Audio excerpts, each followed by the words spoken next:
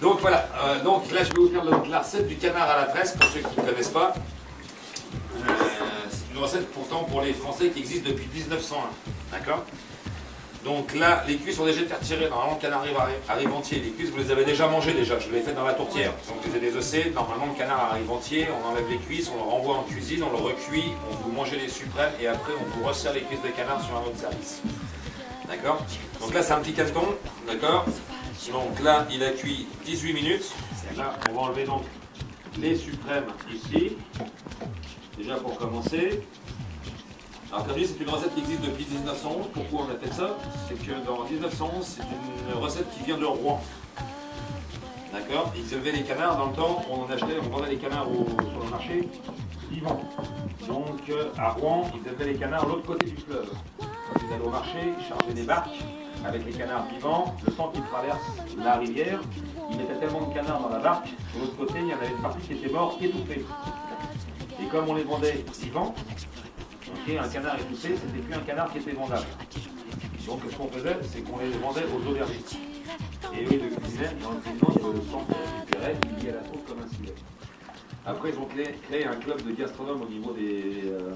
c'était des orfèvres, c'était des bijoutiers qui ont créé l'ordre des canardiers. Et c'est eux qui ont construit les presses. Les presses, elles ont des pattes de lion ou des pattes de canard. Pourquoi des pattes de lion? Parce que sur le drapeau de Rouen, le sigle du drapeau de Rouen, c'est des lions.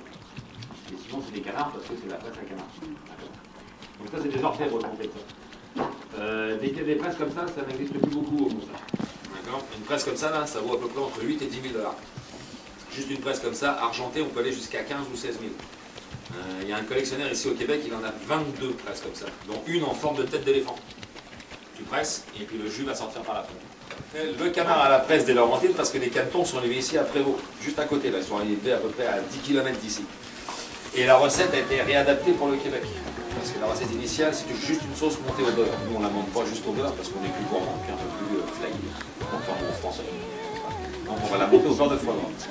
Pas traditionnel. Voilà, pas traditionnel. Pas classique. Pas classique, c'est ça. Donc là, le canard est désossé. On garde les suprêmes. Après, on va évidemment trancher. Maintenant, ce qu'on va faire, maintenant que le canard est désossé, on va passer à la phase initiale, la phase la plus importante. Donc, on ouvre la presse. On démonte la presse. La presse est faite comme vous pouvez voir ici. Okay, vous avez un tri dedans, parce que c'est sûr que quand on va presser un petit peu le canard, ça va gicler de partout, et on va en faire les murs. Hein, donc là, on a ça. Là, ici, qu'est-ce qu'on fait? On rentre la carcasse. Donc le canard, évidemment, n'est pas vivant. Il a cuit 18 minutes, donc il faut qu'il reste quand même une partie un peu saignante. Attendez, on va juste lui faire un peu mal. Excusez. Ok. Regarde ce qui t'attend, toi, Noisette. Noisette. Tu veux faire le tour? Voilà. Donc là, on rentre une partie de la carcasse. Alors c'est sûr que là, on est nombreux pour ce soir. On fait une démonstration sur une carcasse. Et voilà. Donc là, ensuite, on rentre ça dans la presse. On replace bien comme il faut. Et là, maintenant, tout simplement, tu peux me chercher une saucière, s'il te plaît? Et là, qu'est-ce qu'on fait? Là, tout simplement, on va presser le canard. Là, ici, on va exercer, en pressant, on va exercer à peu près 50 livres de pression. Donc, pour les Français, 24 kilos. Voilà. Et donc, on met ça ici. Et là, c'est parti. Alors, donc là. Et voilà. Alors, donc là, évidemment, il va falloir, à un moment donné, quand il y a des costauds. Des costauds. Parce que là, pour éviter que la presse glisse, Julien, tu tiens la presse ou tu visses? Tu tiens la presse? Alors, tiens-toi. Ouais, pardon. Et là, maintenant, on y va. On tourne. Non, touche à rien, Gérard, c'est sous contrôle. Ça me prend pas 9 ans pour monter une cuisine, t'inquiète pas, je vais mettre une poêle. Non, mais ça fait tomber. Parce qu'on a un roi de la construction ici, là. Il fait une cuisine, mais ça lui prend 9 ans pour attacher des armoires, j'ai entendu. Mais non, pas 9 ans. C'est ce qu'il me dit. Ouais, n'importe quoi. Ouais. Donc là, voilà. Donc là, on presse. D'accord? Donc là, on presse. Voilà, on y va. On tourne. Force sur la main droite. Voilà. On presse. Allez, on met 25 kg de pression. 50 livres. Allez, on presse. On presse. Normalement, non. Elle est très lourde. On presse. Encore. voyez, on presse, et c'est pourtant juste un petit canard. Et regardez tout le jus qu'on récupère. Voilà. Et même là, en cuisson saignant, vous voyez, il continue à cracher du sang ici. Alors c'est sûr que c'est du sang. Bon, vous mangez du steak, il y a du sang. Vous mangez une viande, il y a du sang. D'accord? Le sang, c'est important, c'est ce qui va donner du goût à la viande. C'est comme le gras. Si vous avez une viande qui n'a pas de gras, elle n'aura jamais de goût. D'accord? Le côté saignant, c'est pareil. Et donc voilà. Donc maintenant, on passe à l'élément principal. Ok? Ça, ici, si on s'amuse, c'est de l'alcool, t'inquiète pas, t'inquiète pas, tu ne conduis pas. Donc là, on va flamber, là, aujourd'hui, on va flamber au scotch. Donc là, on fait un flambage. Pour les personnes qui font partie de la compagnie des AA, des alcooliques anonymes, on ne peut pas vous inquiéter. Une fois que l'alcool est éventé, ça ne coûte rien. Vous pouvez prendre le volant, vous pouvez sauter dans le ballon, ça ne fera rien du tout. Donc là, on flambe au départ, on réduit au maximum pour enlever toute l'amertume et l'acidité. Et c'est ça, ça veut dire. Comment tu sais ça? C'est parce que ça t'est déjà arrivé. De quoi? Non, mais l'alcool, quand il est chauffé, est éventé, donc il n'y a plus d'alcool. Il n'y a plus aucune alcool, il n'y a plus rien du tout. Donc là, on le réduit. Là, on met un petit coup de porto, histoire de faire bouillir encore un petit peu. On va mettre un petit peu d'alcool. Hein. On va le chérir, on va en profiter. C'est Noël. Voilà.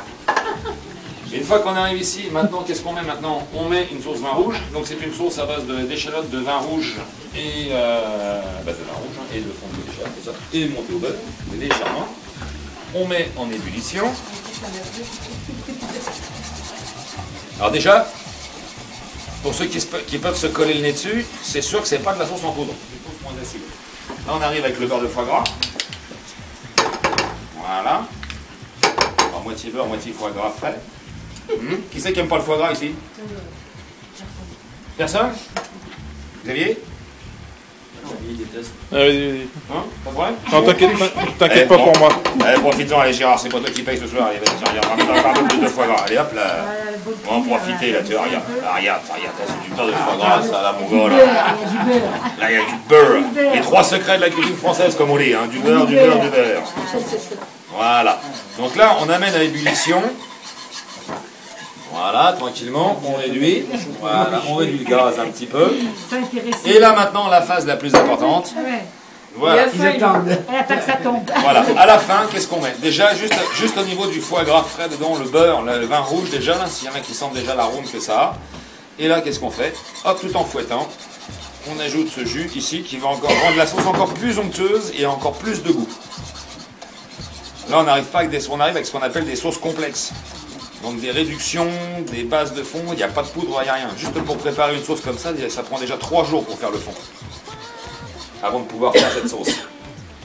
Maintenant, c'est que de la poudre. Donc voilà, on amène tranquillement. Déjà, vous voyez la sauce, la texture qu'elle a, comment elle commence à être brillante.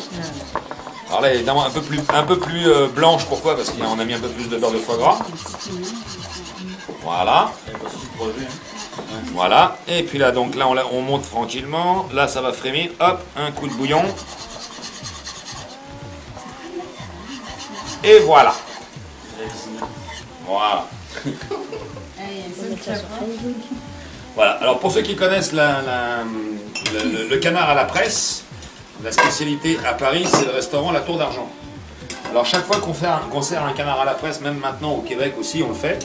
C'est que chaque personne qui achète un canard à la presse en salle à manger, on fait une découpe, automatiquement, à la fin du repas, ils reçoivent un diplôme, marqué dessus le numéro du canard.